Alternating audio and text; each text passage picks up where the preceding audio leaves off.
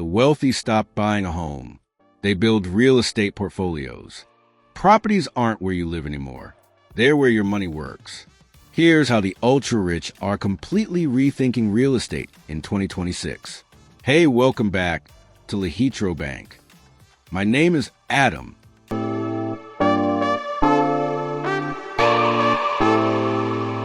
Sotheby's just released their 2026 Luxury Outlook report, and one stat jumped out.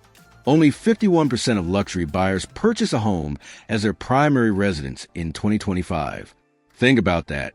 Half of all luxury real estate transactions aren't people buying a place to live. They're adding to a portfolio. Bradley Nelson, the chief marketing officer, says properties are less about singular decisions and more about the overall portfolio. The entire game has changed. The wealthy are diversifying geographically. They're not picking one city and buying one house. They're buying in Miami for tax reasons. They're buying in Montana for privacy. They're buying in Dubai for lifestyle. They're buying in London for prestige. Each property serves a different strategic purpose: tax optimization, lifestyle flexibility, investment hedging, geographic diversification. Philip White, CEO of Sotheby's International Realty, says luxury property buyers are less constrained by geography. They can live anywhere, work from anywhere. They're choosing multiple locations based on what each city offers. Lower taxes here, better weather there, more privacy somewhere else. It's not about finding the perfect city anymore. It's about having options in multiple cities. Here's what's really fascinating. Nearly 1 in 5 purchases in the U.S. is made by buyers planning to live with relatives beyond their immediate family. Millennials and Gen X are buying homes that work for young children and aging parents. Multi-generational living is exploding at the high end. They're prioritizing goose houses, fully detached apartments. In New York and Miami, there's demand for adjoining apartments that can be combined into multi-generational spaces. This isn't just about family dynamics. It's about maximizing real estate value. Grandparents might help foot the bill. Multiple generations share one property, reducing overall housing costs. And when designed right, these homes maintain privacy for everyone. Separate entrances, private living spaces, independence within one compound. Privacy and security are now top concerns for wealthy buyers.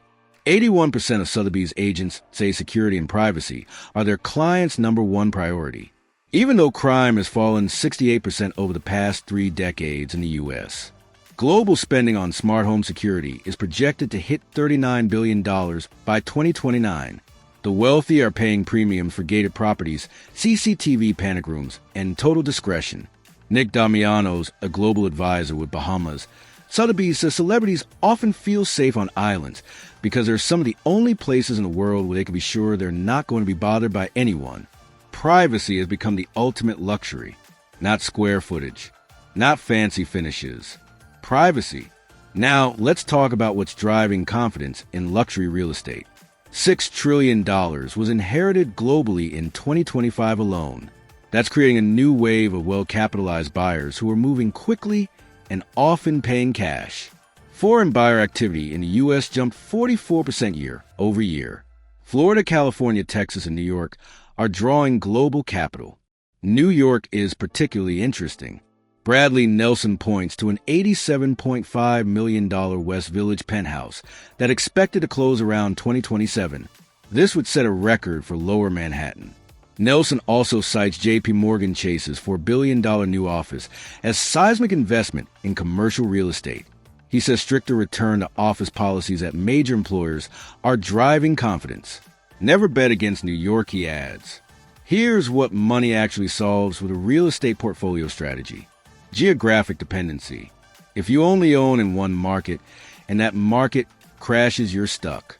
But if you own in 5 markets diversified across different economies, you're protected. Single market risk exposure disappears.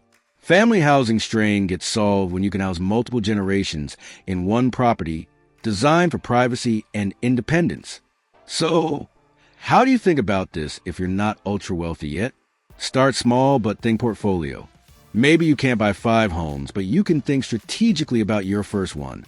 Buy in a market with strong fundamentals. Consider tax implications.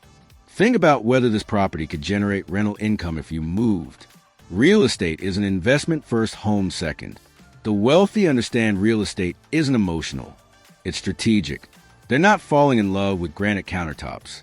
They're analyzing cash flow, tax benefits, appreciation potential, and geographic diversification. Every property serves a purpose in the larger portfolio. That's the mindset shift. If this video changed how you think about real estate, subscribe to this channel. We're breaking down exactly how the ultra-wealthy deploy capital across different asset classes.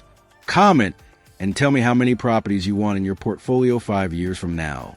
Let's build wealth together. See you in the next one.